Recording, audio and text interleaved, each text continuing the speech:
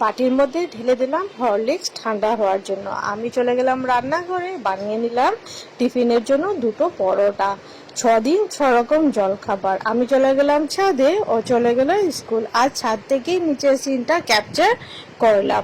তারপরে আমার পাখি আগে আগে, আমি পেছনে পেছনে। আমরা দুজন হাঁটছিলাম আর গল্প করছিলাম। হাঁটতে হাঁটতে দেখলাম গাছগুলো অনেকটা শুকিয়ে গেছে, তাই যতটা পারলাম জল দিয়ে দিলাম।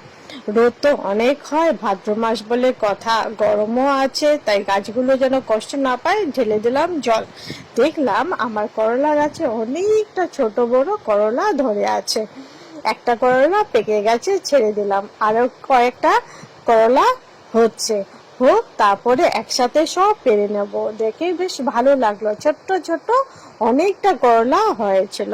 এসে গেলাম নিচে, ধুয়ে নিচ্ছি এখন কুঁদরি। কুঁদরিতে অনেক গুণ আছে, ব্লাড প্রেশার কমায়, কোলেস্ট্রল কন্ট্রোল করে, তারপর পেট ব্যথা, কার্বস, অনেক ধরনের ইন্টারনাল গুণে ভরপুর আছে। যদি আমরা খাই তাহলে আমাদের ইন্টারনাল প্রবলেমগুলোকে দূর হয়ে যাবে।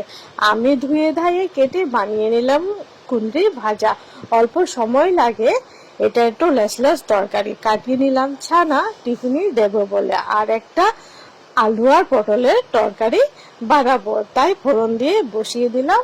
হাতে অনেকটা সময় কম ছিল, দেখতে দেখতে আমার রান্না হয়ে গেল। খাবারটাও বেড়ে নিলাম, ভাজা ভাজা তরকারিটাই দিয়ে দিলাম, কুঁদরি ভাজা, ডাল আর ভাত। ও খাচ্ছিল, আমি বানিয়ে নিলাম জলখাবারটা। জলখাবারে দিয়ে দিলাম রুটি, ছানা আর এই তরকারিটা প্যাক করে দিয়ে দিলাম। ও চলে গেল অফিস। আমি কি করলাম, খোসাগুলো, তরকারির খোসাগুলো জমাই মাটি তৈরি করি, আবার সেগুলো গিয়ে আবার গাছে দেই। খুব ভালো সার তৈরি হয়। তাই চা পাতার থেকে ডিমের খোসা সব জমিয়ে রাখি। আকাশ বাতাসে মনে হচ্ছে পুজো পুজো এসে গেল। আমিও আস্তে আস্তে প্রস্তুতি নেওয়া শুরু করে দিয়েছি। হাতে অনেক কাজ, চট করে সময় হয়ে যাবে। কাজ শেষ, আমি জলখাবারটুকু নিয়ে নিলাম। আজ তাহলে ভিডিওটা এখানেই শেষ করছি। আবার একটা নতুন ভিডিও নিয়ে আসবো। টাটা, সবাই ভালো থাকবে।